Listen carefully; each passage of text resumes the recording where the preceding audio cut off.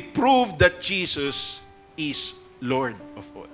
Diba sinasabi natin, He is King of Kings and Lord of Lords.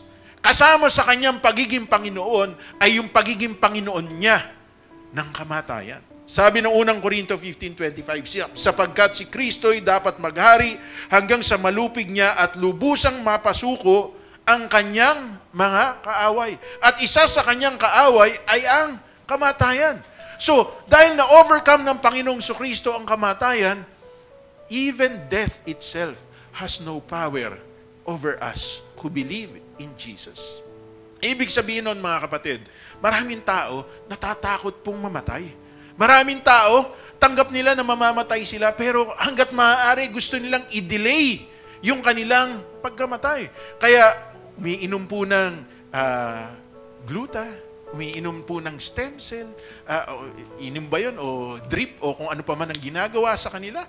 Yung iba talagang nagpupunta para makadiscover ng fountain of life, o kung ano pa man, di ba? So, dinidelay ang kamatayan. And if we have that capacity, wala namang problema po yun eh. Dahil lahat po tayo papunta sa kamatayan. Pero, ang hindi natin dapat maranasan ay yung takot po tayong mamatay. Sapagkat alam natin ang kamatayan ay pintuan lamang na papasukin natin at pagpasok natin doon, papunta na po tayo sa wala hanggan. Dahil tayo'y merong pananampalataya kay Jesus, ang wala hanggang mapapasa atin ay wala hanggang buhay.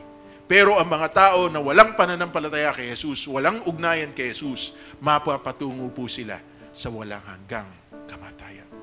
Dapat silang matakot doon. Pero tayo na nagsampalataya sa ating Panginoon, hindi po tayo dapat matakot. Because we know that Jesus will resurrect us from the dead. Kaya nga, mga kapatid, dapat maunawaan po natin. Jesus conquered death to prove to us that He is Lord of all.